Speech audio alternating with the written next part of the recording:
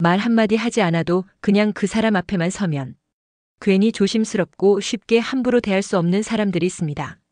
요즘처럼 세상이 어수선할수록 그런 사람의 존재감이 더 크게 느껴지곤 합니다. 그런데 그런 무게감은 어디서 비롯될까요? 이야기를 통해 중심을 지닌 사람들의 철학을 들여다보겠습니다. 진짜 중심 잡힌 사람은 꼭 소리를 높이지 않습니다. 말을 많이 한다고 중심이 되는 것도 아닙니다. 진짜 중심을 가진 사람은 이미 자기 안에 단단한 기준이 있습니다.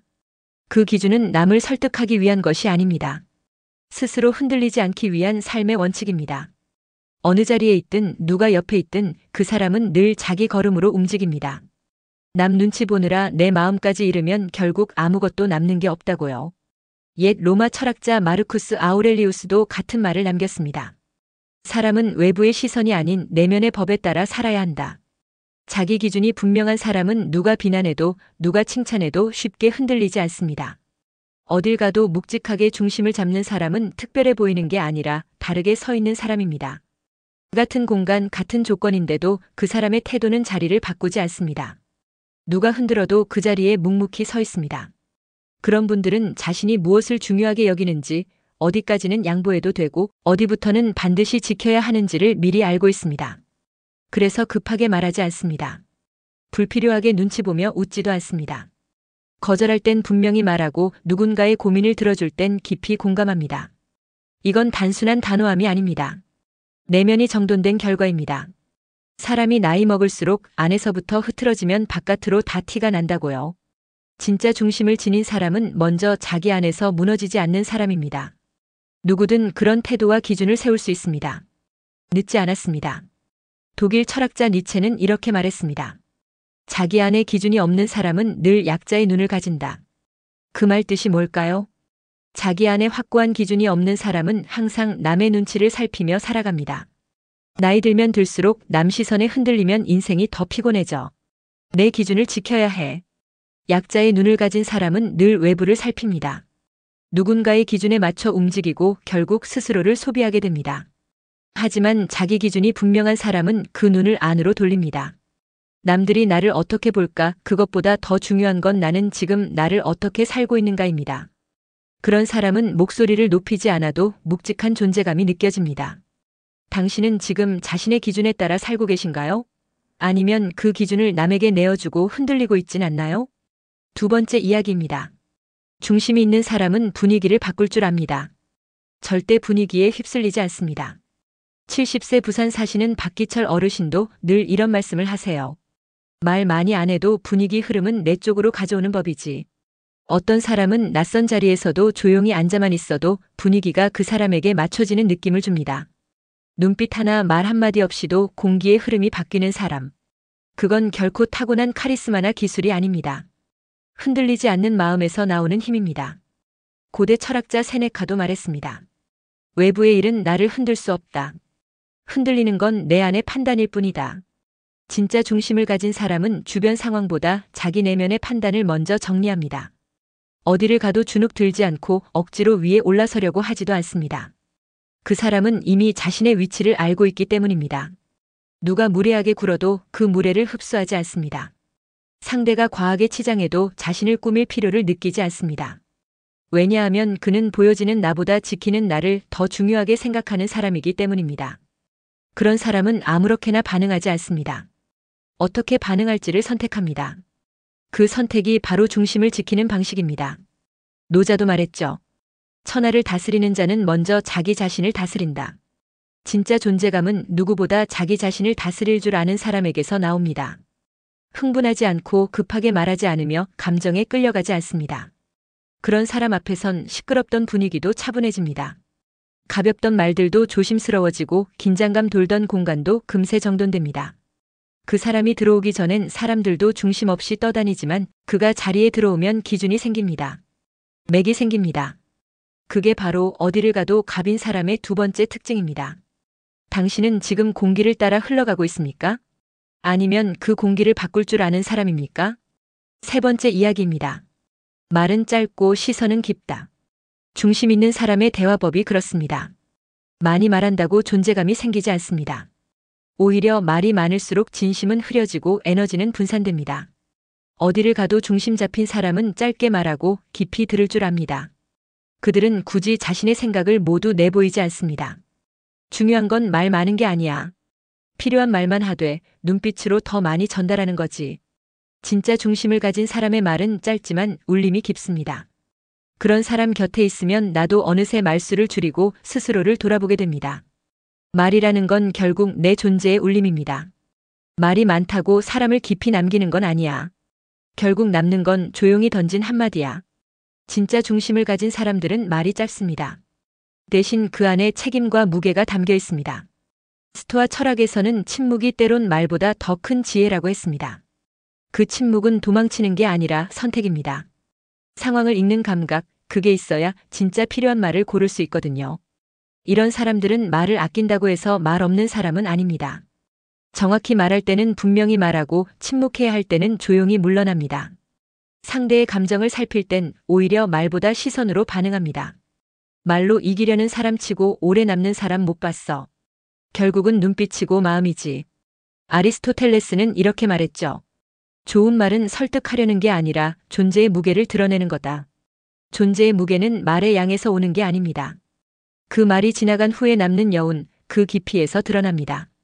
중심 있는 사람은 말을 잘하는 사람이 아닙니다. 말이 남는 사람입니다. 듣고 나면 이상하게 오래 기억나는 사람. 짧은 한마디인데도 상황이 정리되는 느낌을 주는 사람. 그건 단어의 선택에서 오는 게 아니라 어떤 마음으로 그 말을 꺼내는가에서 옵니다.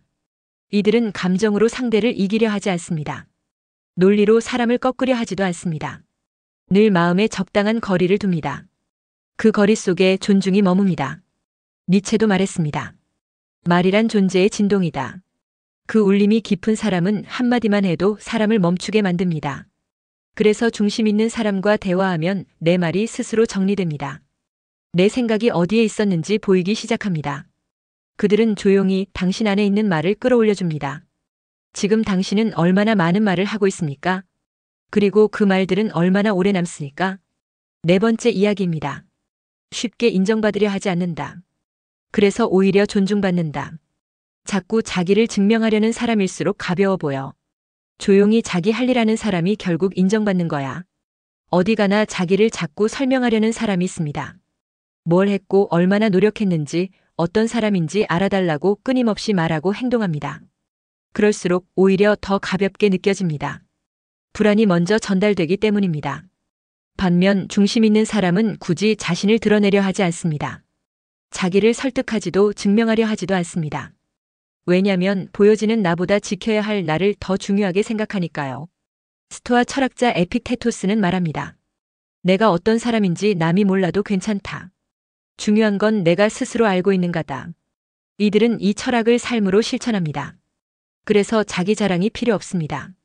억울하다고 굳이 해명하지도 않습니다. 칭찬에 들뜨지도 비난에 급하게 반응하지도 않습니다. 그들이 말없이 신뢰를 얻는 이유는 바로 그 신경 쓰지 않는 태도에서 옵니다. 존중은 결국 스스로를 존중하는 사람에게 먼저 주어지는 법입니다. 그걸 아는 사람은 사람들 앞에서 자기를 깎아내리지 않습니다. 그건 겸손이 아니라 존재의 왜곡이니까요. 중심 있는 사람은 조용히 자기 일을 합니다. 시간이 흘러도 같은 말, 같은 태도로 자기 존재를 증명합니다. 니체는 이렇게 말했습니다. 빛나는 건 말이 아니라 시간이다. 진짜 강한 사람은 시간을 설득의 도구로 씁니다. 지금 당장의 인정보다는 오래 쌓인 신뢰를 더 귀하게 여기니까요. 말 잘해서 순간 박수 받는 건 소용없어. 결국 남는 건 시간 속에서 쌓인 믿음이야. 그래서 중심이 있는 사람은 모임에서 조용합니다. 하지만 필요할 때는 가장 먼저 떠오르고 말은 많지 않지만 언제나 무게 중심에 있습니다. 당신은 지금 스스로를 설명하느라 지치고 있진 않습니까? 당신의 진심은 결국 말이 아니라 시간이 증명해 줄 겁니다. 다섯 번째 이야기입니다. 관계에 매달리지 않는다. 그래서 관계가 따라온다. 사람이 사람을 억지로 잡으려 들면 더 멀어지는 법이야. 어딜 가든 중심을 가진 사람은 관계에서 밀고 당기기를 하지 않습니다. 집착하지 않고 조급하지 않으며 누구에게든 같은 눈높이로 다가섭니다. 그들은 관계를 잡으려 하기보다 관계를 흘려보낼 줄 아는 사람입니다. 어떤 사람은 좋은 인상을 남기려 애쓰고 상대의 감정에 과하게 반응합니다. 하지만 중심이 있는 사람은 상대에게 억지로 맞추지 않습니다. 자신에게 어긋나지 않는 걸 더 중요하게 여깁니다.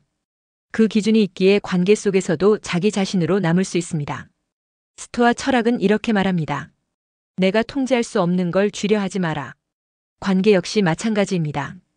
상대의 반응, 말투, 거리감은 내가 결정할 수 없습니다. 결국 선택할 수 있는 건 내 태도뿐입니다.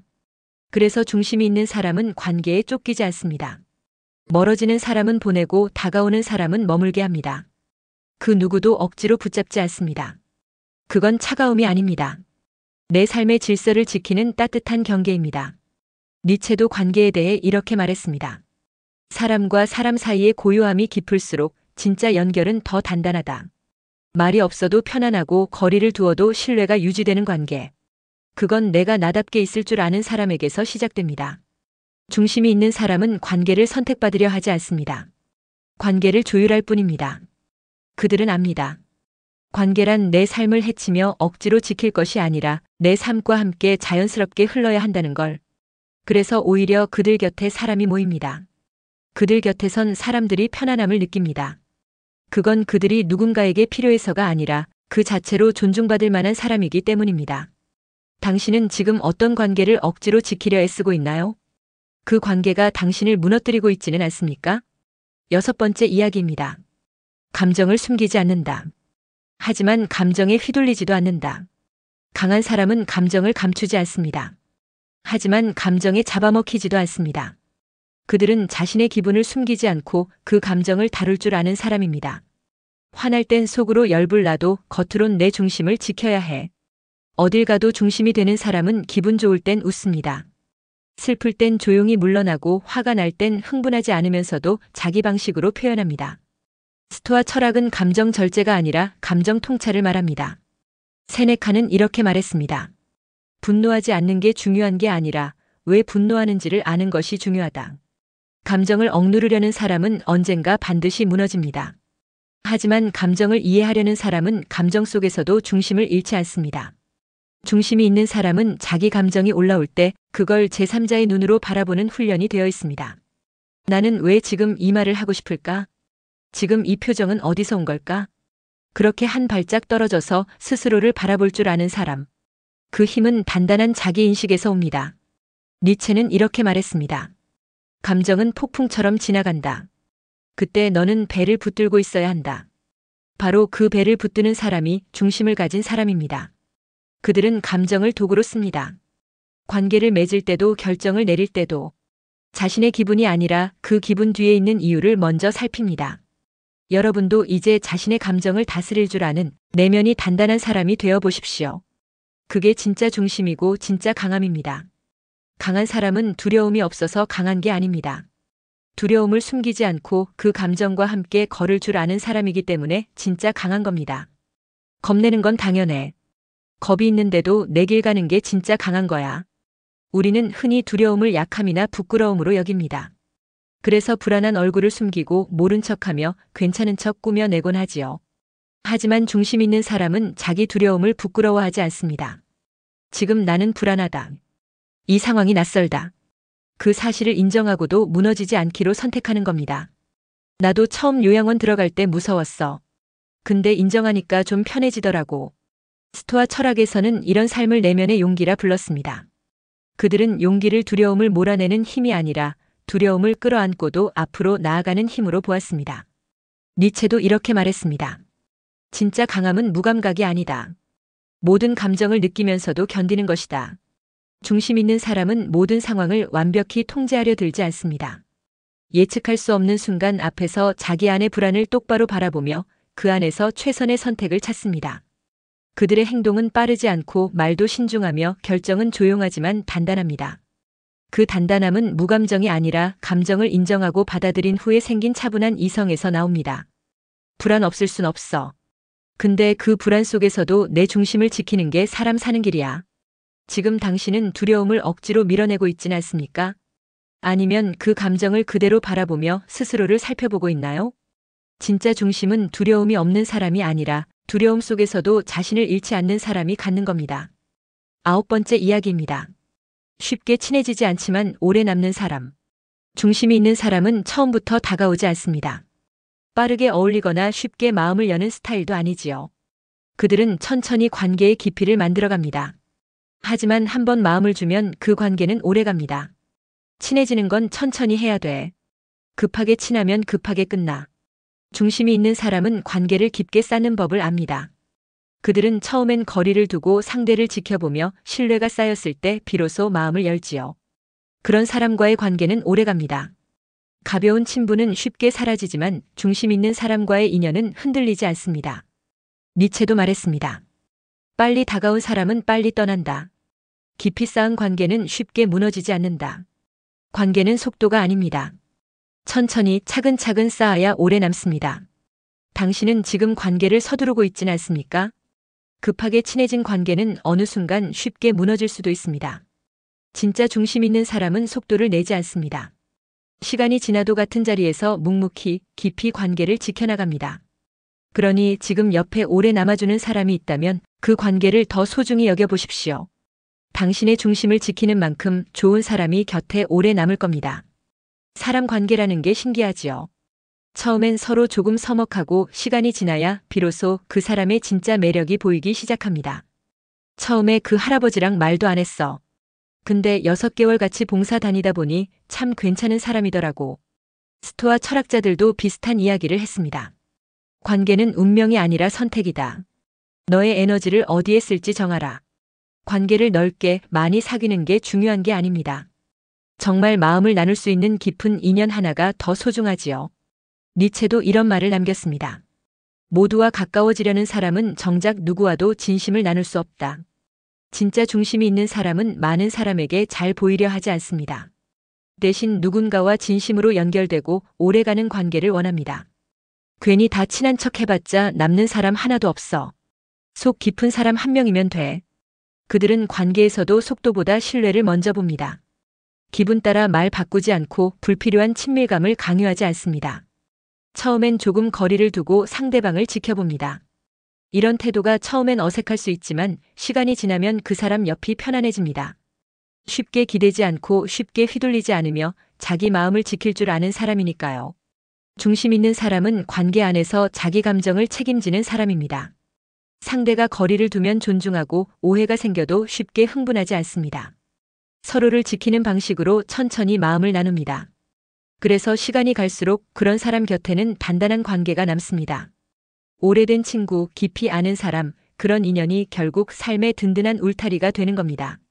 지금 당신은 얼마나 많은 관계 속에서 스스로를 무너뜨리고 있나요? 쉽게 친해지는 게 중요한 게 아닙니다. 당신답게 머물 수 있는 관계가 몇이나 되는지가 더 중요합니다. 10번째, 마지막 이야기입니다.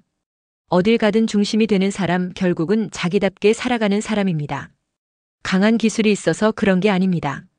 그저 남이 만든 기준에 휘둘리지 않고 자기 목소리, 자기 리듬, 자기 온도로 세상을 사는 겁니다. 니체는 이렇게 말했습니다. 스스로에게 충실한 자는 모든 시대를 이긴다. 중심이란 거창한 각오가 아닙니다. 작고 조용한 선택의 반복일 뿐입니다. 말을 아낄 것인가, 말을 지킬 것인가. 마음을 흘릴 것인가, 마음을 지킬 것인가. 중심 있는 사람은 작은 선택에 성실한 사람입니다. 서두르지 않고 자랑하지 않고 관계에 기대지 않습니다. 자기 속도로 천천히 자기답게 하루를 살아갑니다. 화가 나도 무너지지 않고 불안해도 눈을 감지 않습니다. 상대가 다가오지 않아도 조용히 자기 자리를 지킵니다. 나는 남한테 휘둘리는 거 싫어. 내 기준대로 내 속도로 사는 게 편해. 그런 사람은 결국 누구 옆에 있어도 중심이 됩니다. 그게 타고난 성격이 아니라 삶을 통과하면서 길들여진 태도입니다. 지금 이 순간 당신은 어떤 선택을 하고 있나요? 누군가가 만든 기준에 맞추느라 당신을 잃고 있진 않나요? 아니면 비로소 자기답게 자기 삶을 살아가고 있나요? 당신은 이미 누군가의 중심이 될 수 있는 사람입니다. 조금 더 자기답게 자기 기준을 지키며 천천히 걸어가면 됩니다. 오늘 이야기 도움이 되셨다면 구독과 좋아요 부탁드립니다. 다음 시간에도 당신의 중심을 단단하게 지켜줄 이야기로 다시 찾아오겠습니다.